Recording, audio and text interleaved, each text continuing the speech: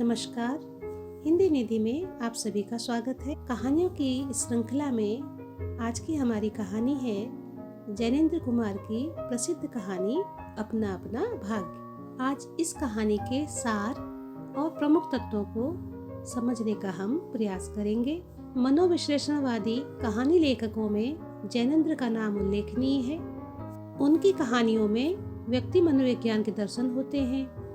मानवीय दुर्बलताओं का यथार्थ चित्रण हमें उनकी कहानियों में प्रमुखता से देखने को मिलता है। उनकी कहानी के पात्र अपने आस पड़ोस से उठाए हुए मानव चरित्र हैं। उनकी कहानियों के कथानक मुख्य रूप से संवेदना पर आधारित होते हैं तथा पाठक के अंतःस्थल को स्पर्श करते हुए गतिशील होते हैं। उन्होंने अपनी कहानियों में व्यक्ति को केंद्र में रखकर समाज के जीवन का चित्रण किया है और कथा वस्तु के विकास में सत्य, अहिंसा, प्रेम, करुणा तथा मानवीय आदर्शों की स्थापना को महत्व दिया है। जैनेंद्र ने अपनी कहानियों में चरित्र चित्रण पर विशेष बल दिया है तथा विविध प्रकार के चरित्रों की सृष्टि की है। मनोविश्लेषण के माध्यम से पात्रों के आंतरिक द्वंद्वों और मानसिक उलझनों को व्यक्त किया है।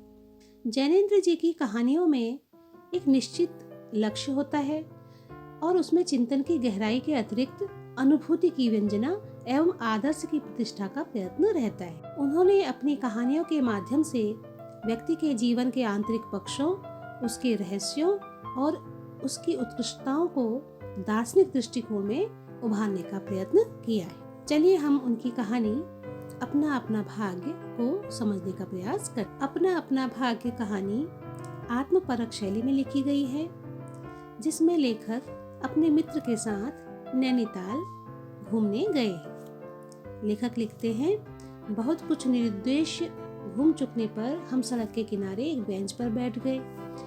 नैनीताल की संध्या धीरे धीरे उतर रही थी। रुई के रेशे से भाप से बादल हमारे सिरों को छूकर बेरोक टोक घूम रहे थे। हल्के प्रकाश और अंधियारे से रंग कर कभी वे नीले दिखते, कभी सफेद और फिर देर में अरुण पड़ जाते। वे जैसे हमारे साथ खेलना चाह रहे। लेखक लिखते हैं कि जिस बेंच में वे बैठे थे उसके पीछे पोलो वाला मैदान फैला था, जिसमें अंग्रेजों के बच्चे खेल रहे थे और सामने नैनीताल का ताल था, जिसमें किश्तियां अपने सफेद पाले उड़ाती हुई एक दो अंग्रेज यात्रियों को लेकर इधर से उधर जा रही थी। सड़क पर नर नारियों का अविरल प्रवाह आ रहा था और जा रहा था। उसका न ओर था न छोर। यह प्रवाह कहाँ से आ रहा था और कहाँ को जा रहा था कौन बता सकता। सब उम्र के, सब तरह के लोग उसमें थे। अधिकार गर्व से तने अंग्रेज उसमें थे और चिथड़ों से सजे घोड़ों की बाग थामे वे पहाड़ी उनमें थे, जिन्होंने अपना प्रतिष्ठा और सम्मान को कुचल कर शून्य बना दिया था और जो बड़ी तत्परता से दुम हिलाना सीख गए थे। भागते खेलते हंसते शरारत करते लाल लाल अंग्रेज बच्चे थे और पीली पीली आंखें फाड़े पिता की उंगली पकड़कर चलते हुए अपने हिंदुस्तानी नौनिहाल भी थे। अंग्रेज पिता थे जो अपने बच्चों के साथ भाग रहे थे, हंस रहे थे और खेल रहे थे। उधर भारतीय पितृदेव भी थे जो बुजुर्गी को अपने चारों तरफ लपेट धन संपन्नता के लक्षणों का प्रदर्शन करते हुए चल रहे थे। कहने का आशय है कि नैनीताल जो कि एक पर्यटन स्थल है और सभी वहाँ घूमने के लिए जाते हैं, तो उस समय क्योंकि अंग्रेजों का समय था, इसलिए अंग्रेज और भारतीय सभी वहाँ घूमने फिरने के लिए जाते थे। तो उसी दृश्य का चित्रण यहाँ पर किया गया है। आगे लेखक लिखते हैं, अंग्रेज रमणियाँ थी जो धीरे धीरे नहीं चलती थी, तेज तेज चलती थी। उन्हें न चलने में थकावट आती थी, न हंसने में परेशानी होती थी। कसरत के नाम पर घोड़े पर भी बैठ सकती थी और घोड़े के साथ ही साथ खराबी होते ही किसी किसी हिंदुस्तानी पर कोड़े भी फटकार सकती थी। वह दो दो तीन तीन चार चार की टोलियों में निःशंक निरापद इस प्रवाह में मानो अपने स्थान को जानती हुई सड़क पर चली जा रही थी। उधर हमारी भारत की कुल लक्ष्मी सड़क के बिल्कुल किनारे दामन बचाती और संभालती हुई साड़ी के कई तहों में सिमट सिमट कर लोक लाज, स्त्रीत्व और भारतीय गरिमा के आदर्श को अपनी परिवेष्टनों में छिपाकर सहमी सहमी धरती में आंख गाड़े कदम कदम बढ़ा रही। मतलब यहाँ पर उन्होंने अंग्रेजी महिलाओं और हिंदुस्तानी महिलाओं के व्यवहार में, आचरण में जो परिवर्तन है, जो अंतर है, उसको सामने लाने का प्रयास किया है। आगे लेखक लिखते हैं, घंटे के घंटे सरक गए, अंधकार गाढ़ा हो गया, बादल सफ़ेद होकर जम गए,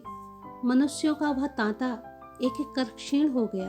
अब इक्का दुक्का आदमी सड़क पर छतरी लगाकर निकल रहा था। हम वहीं के वहीं बैठे थे। सर्दी सी मालूम होती थी, हमारे ओवरकोट भीग गए थे। सब सन्नाटा था, तले ताल की बिजली की रोशनियाँ दीप मलिका सी जगमगा रही थी। वह जगमगाहट 2 मील तक फैले हुए प्रकृति के जल दर्पण पर प्रतिबिंबित हो रही थी और दर्पण का कांपता हुआ, लहरें लेता हुआ यह जल प्रतिबिंब 100 गुना, 1000 गुना करके उनके प्रकाश को मानो एकत्र और पूंजीभूत करके व्याप्त हो रहा था। लेखक लिखते हैं कि हमारे देखते देखते एक घने पर्दे ने आकर इन सबको ढक लिया। रोशनियां मानो मर गई, जगमगाहट लुप्त हो गई। वह काले काले भूत से पहाड़ भी इस सफेद चादर के पीछे छिप गए। मतलब शाम होते ही पूरे नैनीताल को घने कोहरे ने ढक लिया। ऐसा घना कोहरा लेखक ने न कभी पहले देखा था न सुना था। लेखक कहते हैं, मार्ग अब बिल्कुल निर्जन चुप था।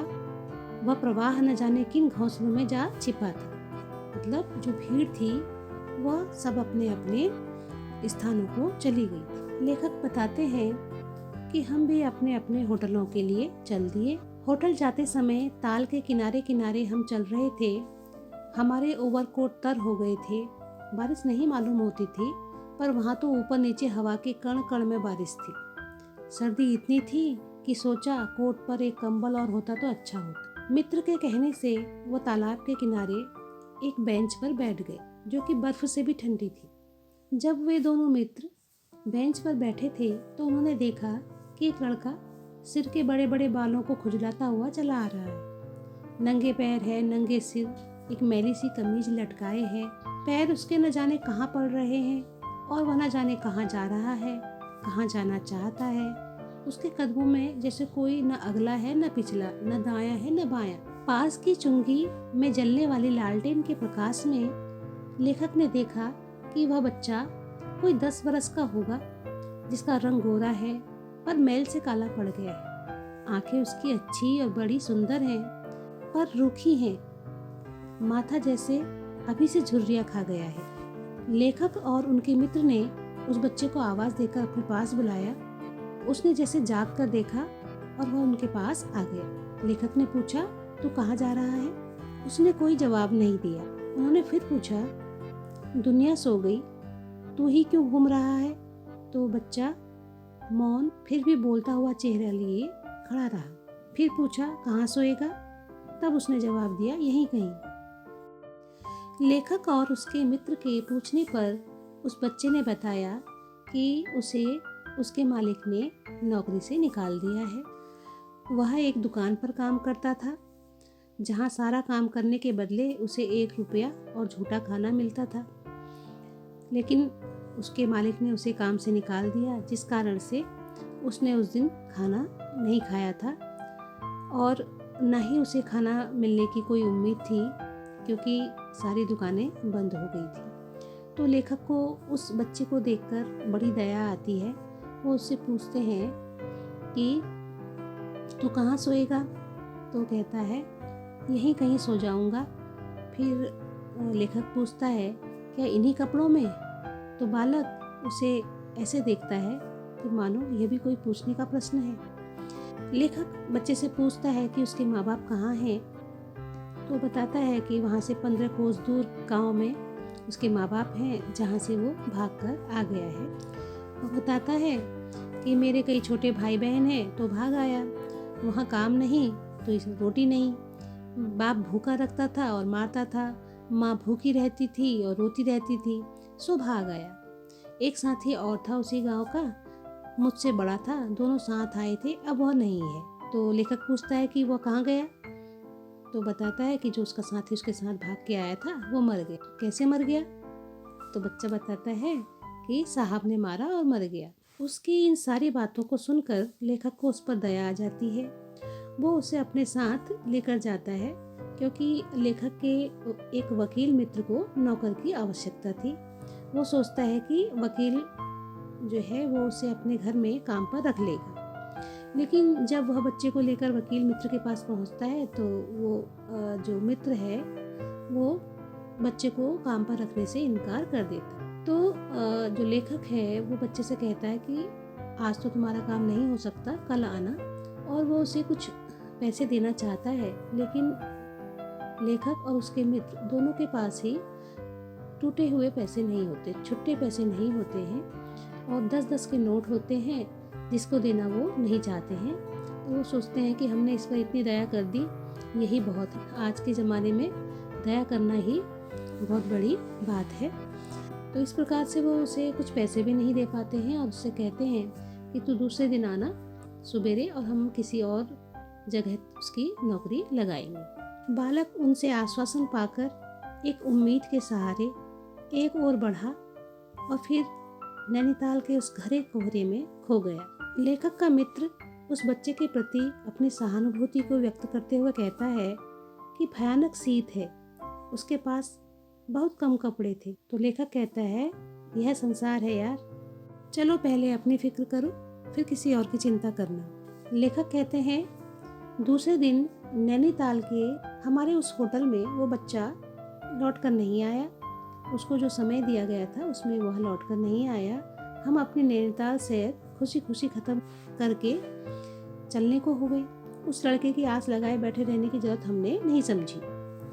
मोटर पर सवार होते ही हमने यह समाचार सुना कि पिछली रात एक पहाड़ी लड़का सड़क के किनारे पेड़ के नीचे ठिठुर कर मर गया। मरने के लिए उसे वही जगह, वही 10 बरस की उम्र, वही काले चित्रों की कमीज मिली।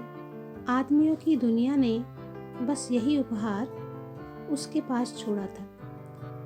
पर बताने वालों ने बताया कि गरीब के मुंह पर, छाती, मुट्ठी और पैरों पर बर्फ की हल्की सी चादर चिपक गई थी, मानो दुनिया की बेहयाई को ढकने के लिए प्रकृति ने सबके लिए सफ़ेद और ठंडे कफन का प्रबंध कर दिया था। लेखक कहते हैं कि हमने वो सारी बातें सुनी और फिर सोचा कि ये तो अपना अपना भाग्य है कि किसी को किस तरह से जीवन जीना पड़े और किस प्रकार से उसे मौत मिले। ये सब भाग्य पर निर्भर करता है। ऐसा सोचकर हम वहाँ से चले गए। तो इस प्रकार जैनेंद्र की यह कहानी हमें बताती है कि आज के समय में लोग इतने स्वार्थी और दूसरों की तकलीफ के प्रति इतने अधिक उदासीन हो गए हैं कि किसी व्यक्ति की पीड़ा और दुख को दूर करने का प्रयास करने की बजाय वो उसे अपना अपना भाग्य कहकर अपने कर्तव्य की इतिश्री कर लेते। इस कहानी में भी उस बालक की मदद उसे कुछ कपड़े या पैसे देकर की जा सकती थी जिससे उसकी जान बच सकती थी। लेकिन बड़ी बड़ी बातें सोचने वाले बुद्धिजीवी लोग समाज में सुधार की बहुत बातें तो करते हैं, लेकिन जब कुछ करने का अवसर मिलता है तो उस समय अपने कर्तव्य से पीछे हटकर अपनी संवेदनाओं को समाप्त करके उसे भाग्य के भरोसे छोड़ देते हैं और ये मानते हैं कि ये तो अपना अपना भाग्य है। तो इस प्रकार इस कहानी में लेखक ने शोषितों की दशा का चित्रण करते हुए धनवान लोगों की उदासीनता का चित्रण भी किया है, जो मदद न करके यह कहते हैं कि अपना अपना भाग्य। मैं आशा करती हूँ कि इस कहानी से आपको समाज के उस स्वरूप को भी जानने का अवसर मिला होगा जो कि सामान्य परिस्थितियों में हमारे सामने नहीं आता। जब विकट परिस्थितियाँ सामने आती हैं तभी समाज का वह रूप हमें देखने को मिलता है। मैं आशा करती हूँ कि इस वीडियो के माध्यम से आपको जैनेंद्र की प्रसिद्ध कहानी अपना अपना भाग्य के सार और इसके मर्म को समझने में सहायता मिलेगी। अगर वीडियो आपको अच्छा लगे तो आप इसे लाइक, शेयर और सब्सक्राइब भी कर सकते हैं। धन्यवाद।